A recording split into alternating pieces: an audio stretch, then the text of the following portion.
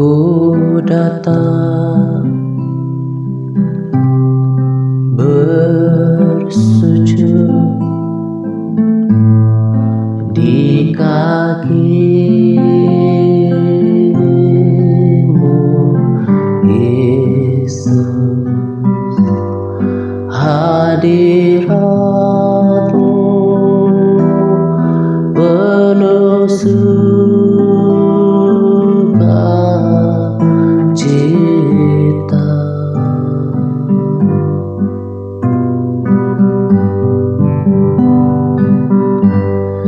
Tidak ada seorang pun seperti Engkau. Ku bersujud menyembah-Mu, ku bersujud menyembah-Mu, ku bersujud menyembah-Mu, Tuhan.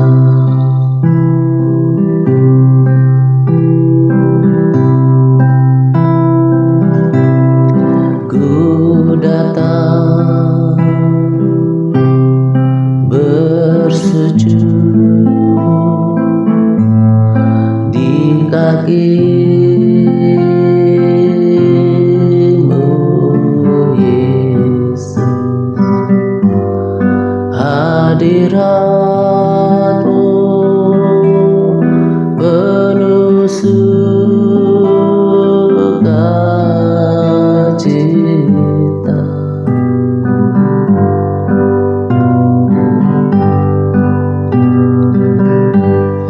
Tidak ada seorang pun seperti Engkau. Ku bersujud menyembah-Mu, ku bersujud menyembah-Mu, ku bersujud menyembah-Mu, Tuhan.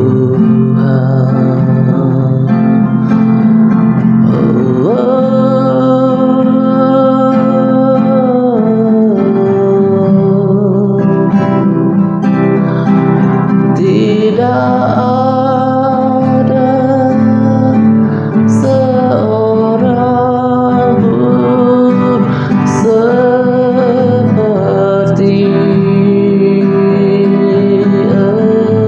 Engkau.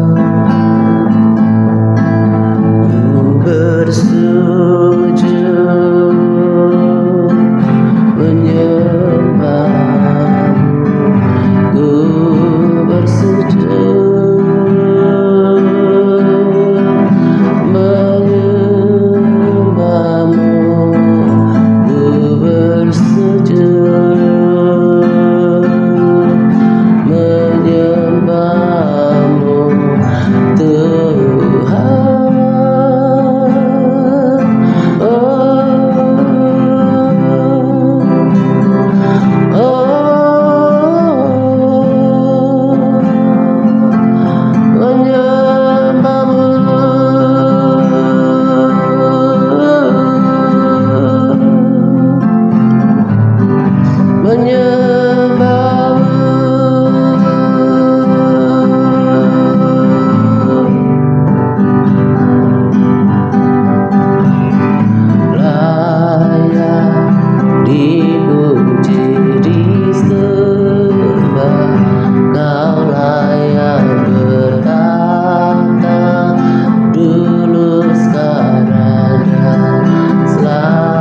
Selamanya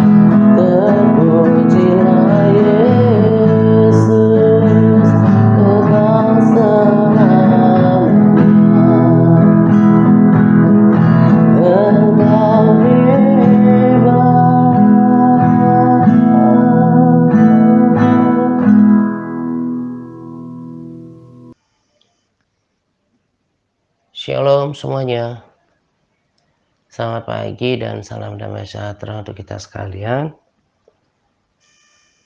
Pada kesempatan ini, saya akan berbagi sharing dengan tema bersyukur untuk apa yang belum punya. Saya bagikan sharing ini kepada kita pada kesempatan ini karena saya yakin pesan daripada sharing ini relevan dengan keadaan kita saat ini. Saya diberkati, diteguhkan dengan pewahyuan yang Roh Kudus berikan kepada saya tentang kebenaran yang akan saya sampaikan. Dan saya berharap bahwa apa yang saya bagikan yang sudah meneguhkan, menguatkan, dan membangkitkan semangat saya juga memberkati, menghiburkan, dan menguatkan setiap kita yang mendengarkannya. Jadi dalam praktek hidup sehari-hari, saya sebagai orang yang melayani di dalam komunitas ini bukan berarti seluruh hari-hari menjadi mudah untuk dijalani. Setiap kita punya pergumulan hidup masing-masing, punya kerinduan dalam hidup, lalu ada juga persoalan pribadi, pekerjaan, pelayanan gitu ya. Jadi saya pun tetap diperhadapkan dengan kondisi-kondisi seperti itu dan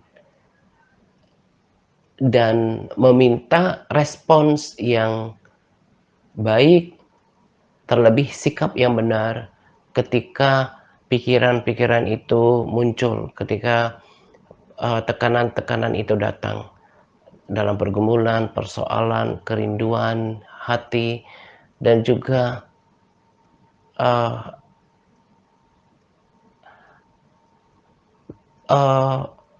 hal-hal yang belum kita dapatkan dalam hidup gitu ya. Saya pun diminta respons yang baik, sikap yang benar terhadap semua itu ketika ada perasaan tertekan, atau mungkin juga si jahat sedang berusaha melemahkan dengan menaruh di dalam pikiran kita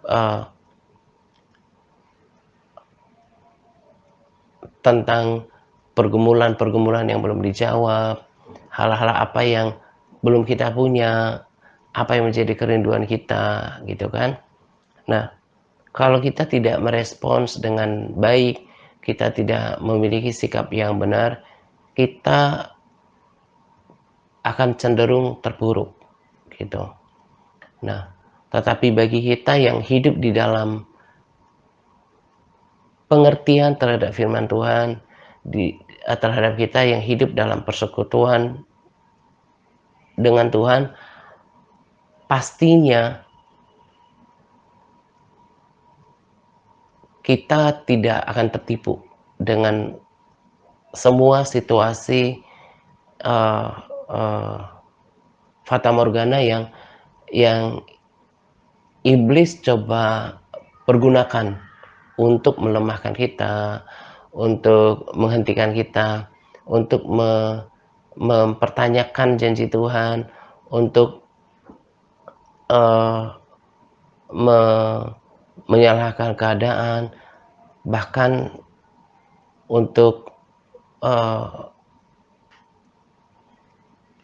menghancurkan semangat kita dalam mengiring Tuhan gitu.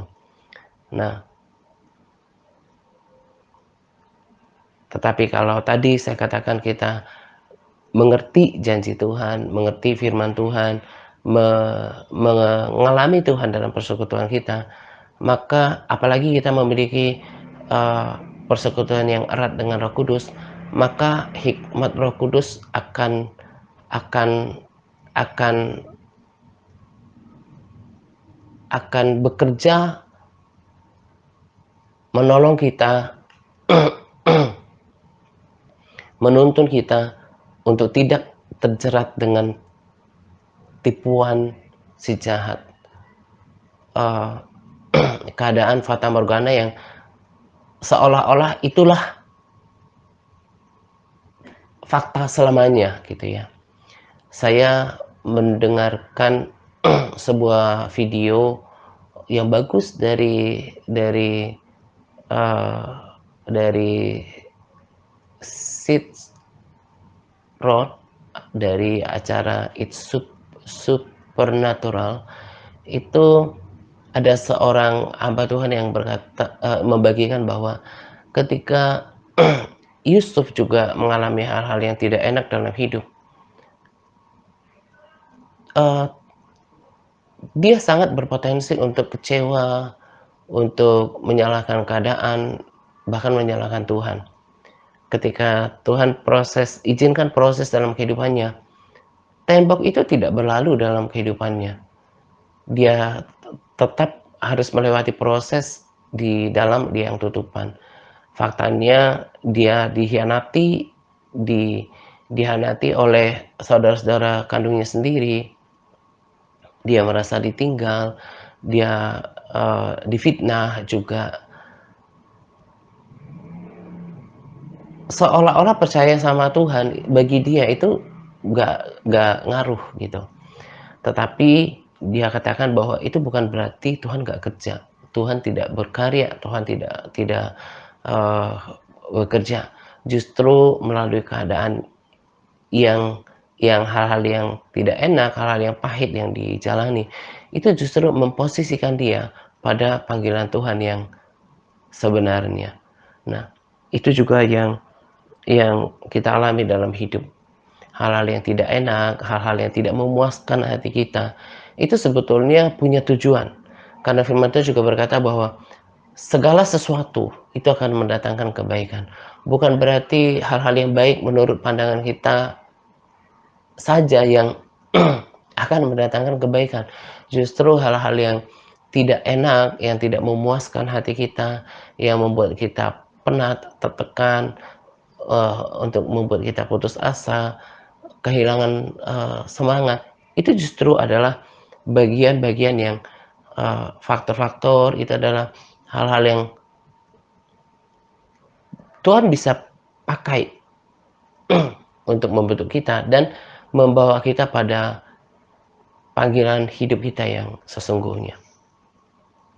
Lalu ayat firman Tuhan yang kita baca, yang kita renungkan, yang kita ngerti itu akan muncul untuk, membentengi pikiran kita, sehingga kita tidak sampai jatuh terperosok.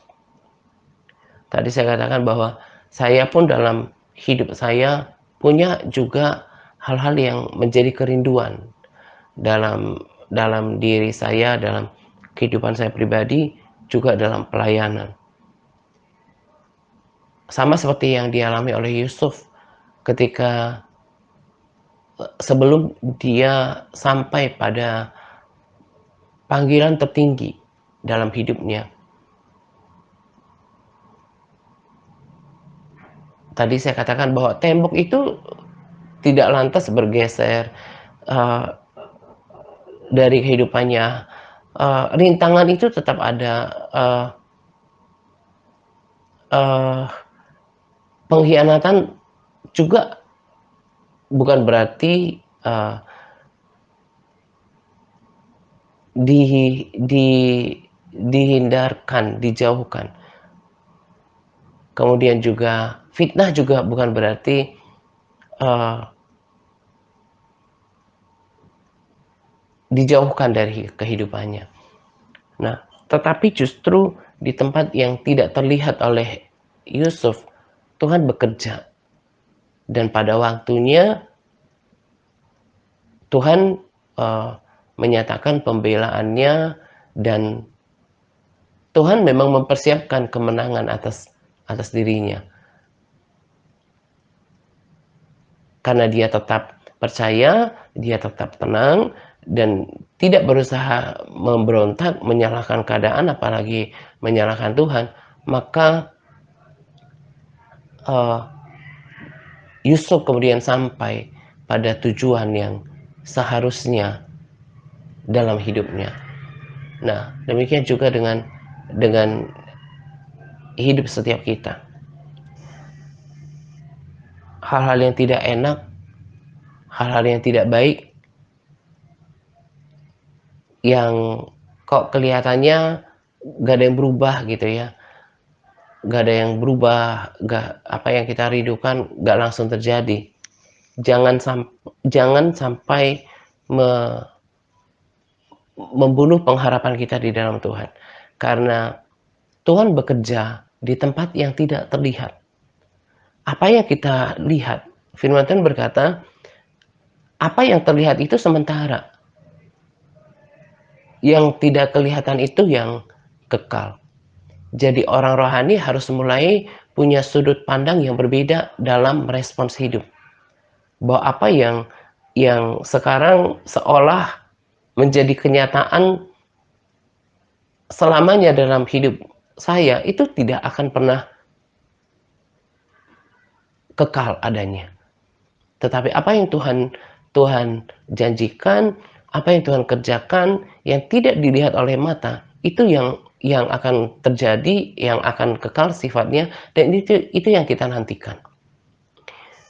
Uh, Orang-orang yang hidup dalam iman, saya kutip beberapa ayat saja dari Ibrani 11, di ayat 13 berkata, dalam iman mereka semua ini telah mati sebagai orang-orang yang tidak memperoleh apa yang dijanjikan itu, tetapi yang hanya dari jauh melihatnya dan melambai-lambai kepadanya, dan yang mengakui bahwa mereka adalah orang asing dan pendatang di bumi ini. Kita juga harus memiliki sudut pandang, pemikiran yang sama selaku orang beriman, sama seperti mereka. Hidup kita yang sesungguhnya kan bukan di bumi ini. Hidup kita yang sebenarnya adalah kehidupan yang Tuhan sudah rancangkan, sudah persiapkan di tempat yang kita belum lihat dengan mata sekarang. Jadi kalau kita kemudian menjadi lemah, menjadi apalagi undur dalam melakukan semuanya, melakukan pengiringan kita kepada Tuhan, bukti pengabdian kita kepada Tuhan, maka kita adalah orang yang tertipu. Kita memang tidak ditempatkan di bumi ini dengan segala yang melekat di dalamnya. Orang dunia boleh memiliki segala hal yang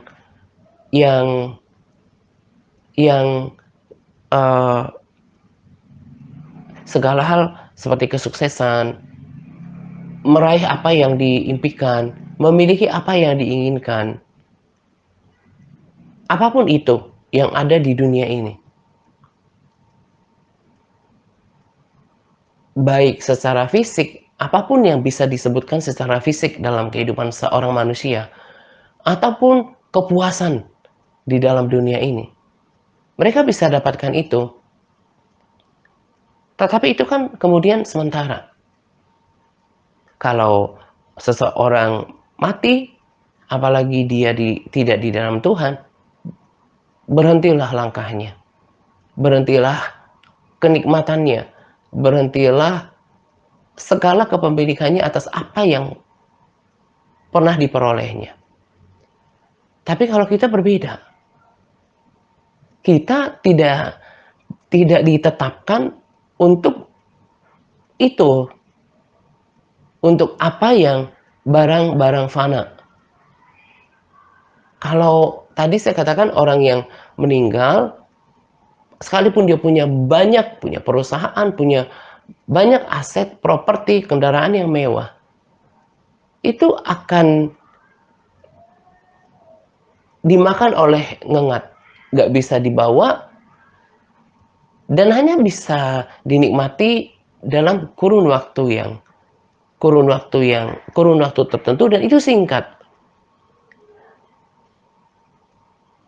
Kalaupun dia punya semuanya, udah nikmati semuanya, kalau hidupnya tidak di dalam Tuhan, itu semuanya sementara. Itu hanya sebuah cerita. Tapi kalau kita berbeda, kita dipersiapkan untuk Yerusalem baru. Praktek hidup kita, sikap hidup kita, ibadah kita itu justru sudah menghasilkan dan tersimpan di dalam kekekalan. Kesetiaan kita, kesabaran kita, kasih kita, ketaatan kita, pengabdian kita, doa-doa kita, pujian, penyembahan kita, karakter kita, perkataan-perkataan yang baik dan memotivasi, persembahan kita, pujian penyembahan kita. Semua itu tidak terlihat di sini. Karena memang tidak diperuntukkan untuk di dunia ini. Tapi nanti. Tuhan bahkan sudah berjanji, di rumah Bapakku banyak tempat tinggal. Kesaksian-kesaksian berkata di dalam kerajaan surga itu kita akan menikmati makanan dan minuman, segala sesuatu yang memuaskan indera kita, indera perasa kita, bahkan yang dilihat oleh mata, semua yang indah, itu juga sudah Tuhan sediakan. Jadi menjadi keliru dan salah besar ketika kita tidak bersyukur dalam menjalani masa hidup yang Tuhan berikan. Kalau kita tertipu dengan keadaan kita sekarang, kita akan cenderung mengeluh, tidak bersyukur, bersungut-sungut, gak berterima kasih, gak merasa puas. Karena apa? Dia nggak ngerti tadi, bahwa hidup saya ini kan, orang dunia bisa memiliki semuanya dan itu sementara, dan dalam kurun waktu tertentu dan itu singkat. Tapi kita nanti akan menikmatinya di dalam kekekalan bersama dengan Tuhan. Jadi sekalipun belum punya semua hal-hal yang kita rindukan dalam bentuk fisik ataupun kepuasan atau kenikmatan hidup,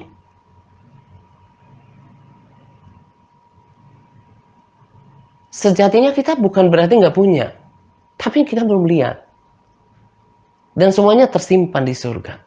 Kalau udah tahu ini, udah tahu konsep ini, udah memiliki pengertian ini, maka akan lebih enteng menerima, mengucap syukur untuk hal-hal yang belum kita punya. Tadi kan saya katakan, secara manusia juga saya bergumul, tapi saya selalu menang oleh kekuatan Roh Kudus dan pembelaan firman Tuhan untuk saya nggak terpuruk. Saya belum punya semuanya yang saya rindukan. Saya boleh terlihat seperti tidak lebih punya dengan orang-orang yang orang-orang dunia, bahkan orang Kristen yang tidak bersungguh hati dalam mengikut Tuhan dan melayani Tuhan. Kelihatannya mereka lebih punya, lebih baik kehidupannya, lebih mendapatkan apa yang bahkan saya rindukan juga secara daging. Tapi itu adalah sesuatu yang fata morgana. Apa yang menjadi milik saya seutuhnya? Melayani Tuhan, berjerih lelah melayani Tuhan, melakukan semuanya di dalam pelayanan, mengorbankan semuanya. Itu sudah memiliki nilai dan penghargaan. Justru bukan di tempat yang rendah, yang fana, tapi di dalam kekekalan. Pikiran orang-orang beriman ini telah diubahkan, sehingga mereka tidak mengejar apa yang fisik yang di dunia ini.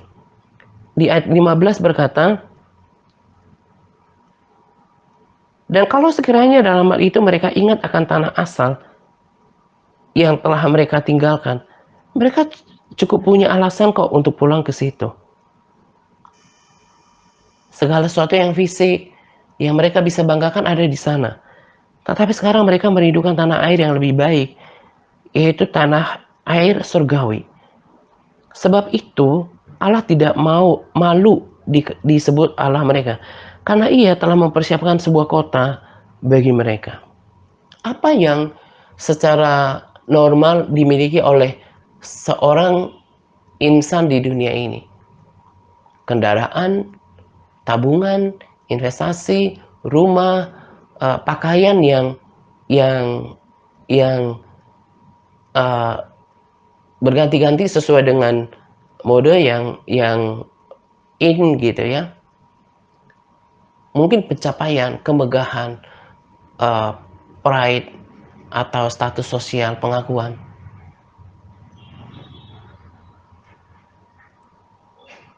Apa yang kita belum punya itu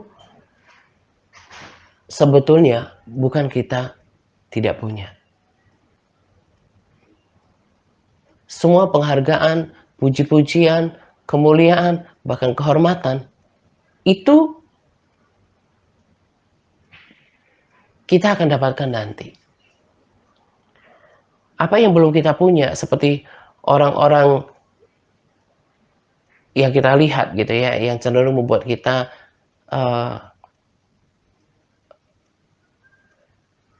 menjadi tidak bersyukur, kemudian tidak bersungguh-sungguh mengerjakan keselamatan kita, mengerjakan keselamatan kita yang dipunyai oleh orang dunia. Itu adalah hal-hal yang sementara yang justru tidak menjadi fokus dalam kehidupan kita. Karena sekalipun kita tidak memiliki itu semua, pemeliharaan Tuhan sempurna atas kita. Bahkan di awal saya berpikir bahwa coba kalau kita pikirkan sebetulnya apa yang kita sudah punya. Sebetulnya pasti banyak. Sebagai dasar kita untuk bersyukur. Cuma kebodohan manusia selalu berfokus pada apa yang dia nggak punya. Apa yang belum punya. Yang justru dipakai oleh si jahat sebagai jerat.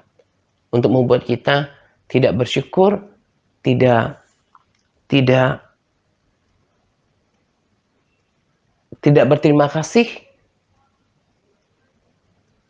dan cenderung untuk membuat kita berpikir bahwa percuma juga sungguh-sungguh sama Tuhan, percuma juga berdoa, baca firman, nggak membuat saya lebih baik dalam ukuran pandangan manusia gitu ya. Padahal seperti tadi yang saya katakan, apa yang kita lakukan, hal yang baik, kebajikan, ibadah yang kita lakukan itu tempatnya nggak di sini, karena memang kita nggak akan berada di dunia yang saat ini kita sedang jalani. 1 Korintus 2 ayat 9 berkata, tetapi apa yang tidak pernah dilihat oleh mata, tidak pernah didengar oleh telinga, dan tidak pernah timbul di dalam hati manusia. Semua yang disediakan Allah untuk mereka yang mengasihi Dia.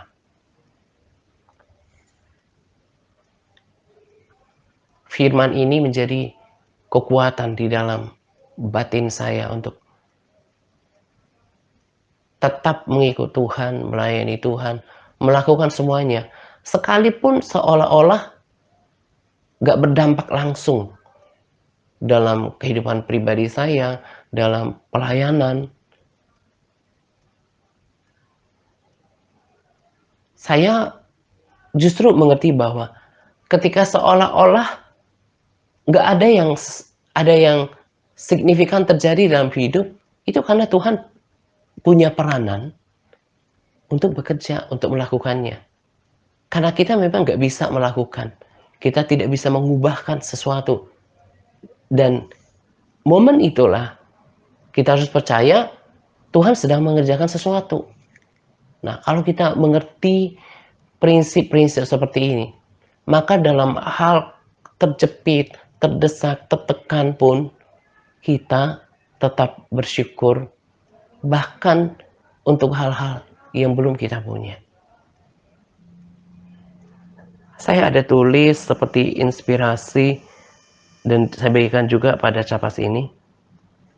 Ketika Tuhan izinkan kita masuk dalam pergumulan hidup, sesungguhnya itu adalah kesempatan untuk menunjukkan kualitas hati kita di hadapan Tuhan. Dan sebetulnya tidak banyak orang Kristen yang Tuhan izinkan masuk dalam masa sukar. Berarti berada dalam pergumulan hidup itu adalah sebuah kepercayaan dari Tuhan atas diri kita. Kalau Tuhan pilih kita untuk memasuki masa-masa yang tidak enak bagi daging, itu sebetulnya selain memurnikan kita, tapi itu adalah waktu yang tepat untuk menunjukkan siapa kita di hadapan Tuhan. Karena ketika kita katakan kepada Tuhan dalam doa-doa kita, saya mau setia, saya mau konsisten, saya mau taat, saya mau bersyukur, saya mau sabar, saya mau berterima kasih. Tuhan dengarkan itu, tapi bukan berarti Tuhan langsung percaya. Sikap hati kita, sikap hidup kita yang kita tunjukkan dalam setiap keadaan yang menuntut apa yang kita katakan itu menjadi pembuktian. Di hadapan Tuhan, apakah kita seperti yang kita katakan? Dan kalau lihat tokoh-tokoh Alkitab ataupun kesaksian zaman sekarang, kita lihat bahwa orang-orang yang Tuhan proses itu sebetulnya bukan orang-orang yang cemen, bukan orang-orang yang memang gak punya kualitas, gak punya potensi gitu. Mereka yang diproses itu sebetulnya adalah orang yang punya potensi di dalamnya, yang Tuhan pengen munculkan lewat proses pemurnian, supaya muncul kualitas dirinya, potensi dirinya,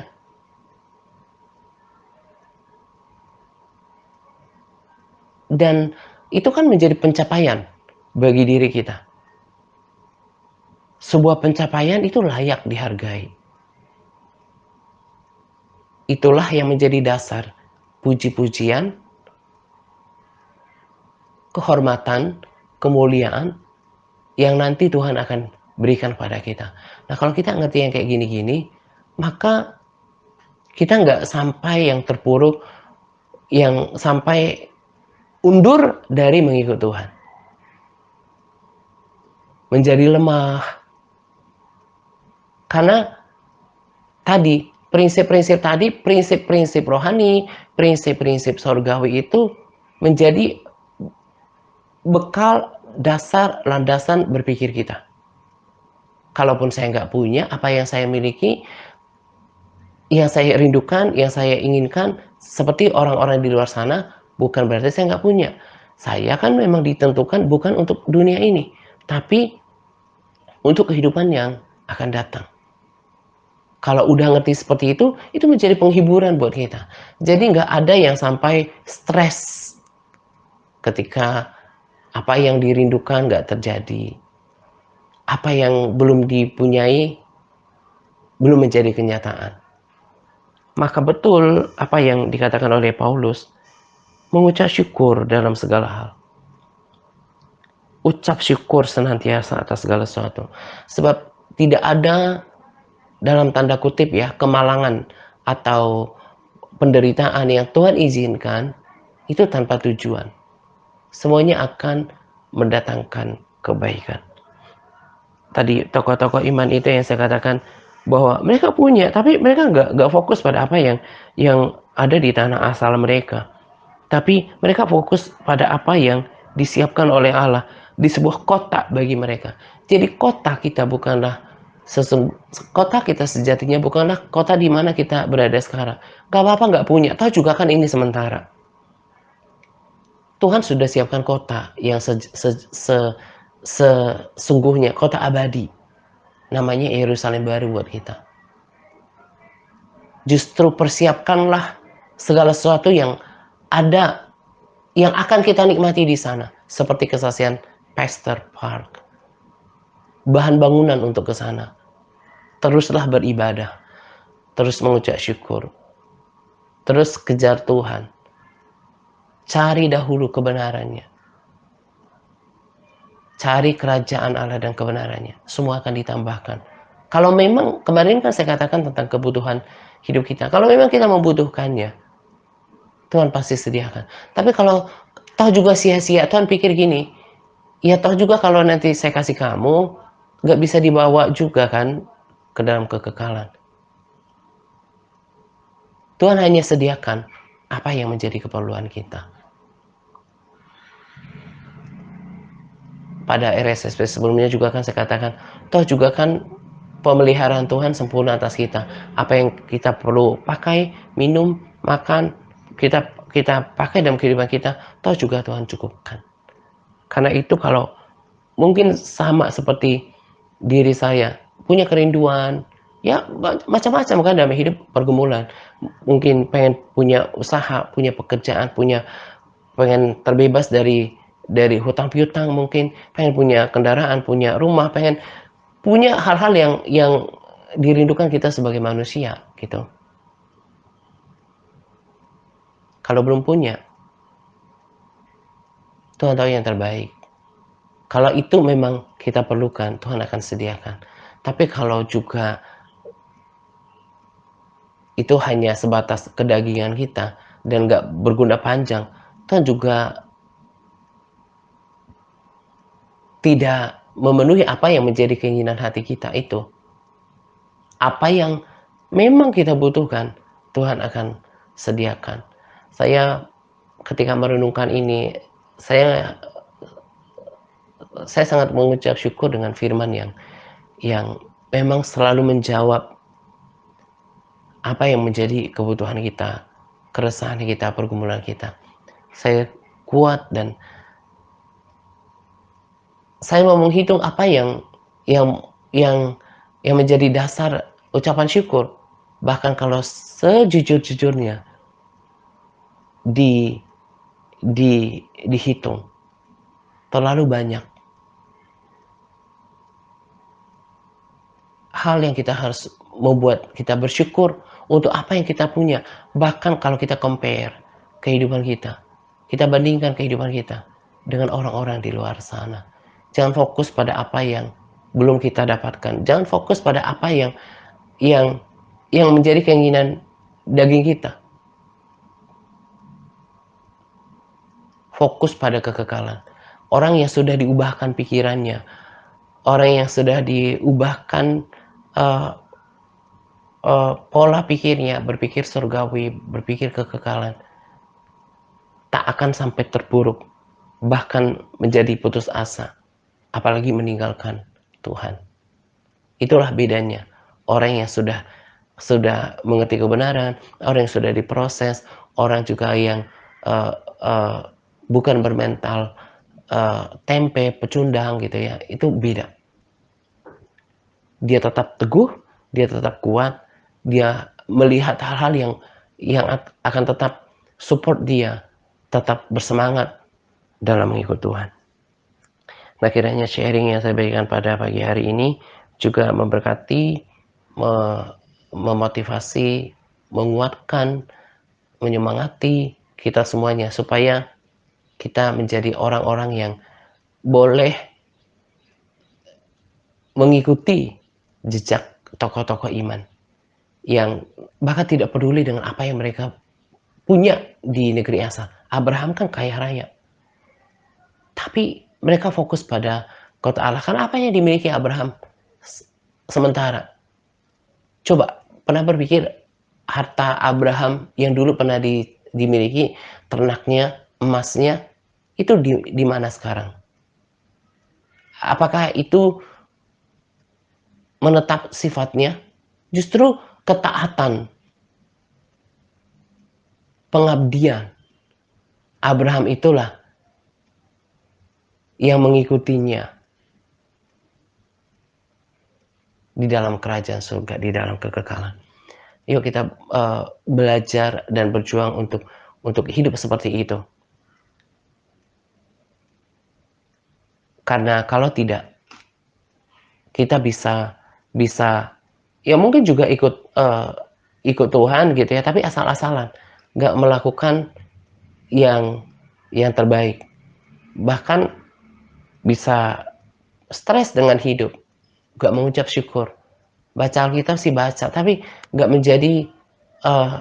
menjadi sesuatu yang nikmat gitu ya. Berdoa sih berdoa, tapi asal gitu ya. Nah,